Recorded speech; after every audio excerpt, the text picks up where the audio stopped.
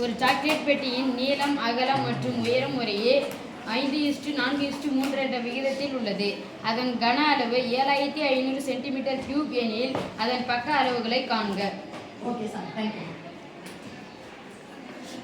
ஒரு சாக்லேட் பெட்டியினுடைய கொள்ளளவு கொடுத்துட்டாங்க, கன அளவு கொடுத்துட்டாங்க. எவ்வளவு கொடுத்துட்டாங்க? 7000. நீளம் எவ்வளோ, அகலம் எவ்வளோ, உயரம் எவ்வளோன்னு கொடுக்கல. ஆனா அதுக்கு பதிலாக சொல்லிட்டாங்க, இது 5 மடங்கு இருக்கும், இது 4 மடங்கு இருக்கும், இது 3 மடங்கு. மடங்குனா அது பெருக்கல் தானே. இப்போ எல்லாத்தையும் பெருக்க போறோம். அப்போ ஒண்ணு எனக்கு தெரியலன்னா அதெல்லாம் 1 மடங்குனா எடுத்துக்கலாம். எக்ஸ் எடுத்துக்கலாமா? கூட்டமா பெருக்கணுமா? பெருக்கணும். அப்ப l க்கு பதிலா 5 * x ன்னு போடுவா.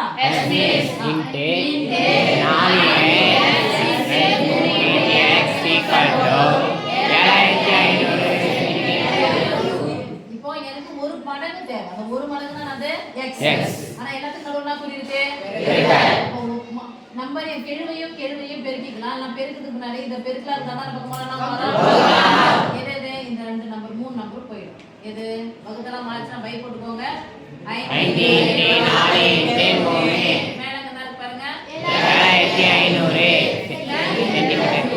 Centimetre cube. இங்க x ன் அடுக்கு 1 x ன் அடுக்கு 1 x ன் அடுக்கு 1 நடுவுல பெருக்கல் இருந்துச்சுனா அடிமானங்கள் ஒரே மாதிரி தான். அடுக்குகளை கூட்டிக்கலாம். அப்ப x ன் அடுக்கு எத்தனை சாமி வரும்? x ன் அடுக்கு 3. x ன் அடுக்கு 3. இப்போ பார்க்கலாமா? 4 5 எவ்வளோ? 20. 20 போட்டுட்டா s மீன்ஸ் 1 0 1 0 கேன்சல். 3 ஐம்பல கேன்சல் பண்ணலாம் பாருங்க. 4 3 2 6 மீதி 1 5 5 இங்க 0. மீதி என்ன இருக்கு பார்க்கலாம். x³ = 250/2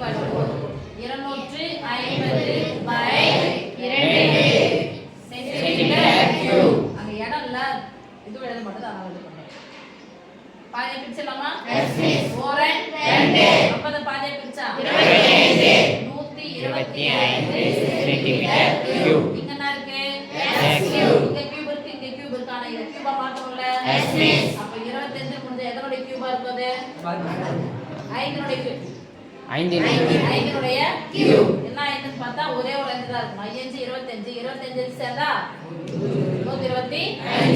அப்ப 125 எதனுடைய கியூப்னா 5 கியூப். இது சென்டிமீட்டர் கியூப். இது x³.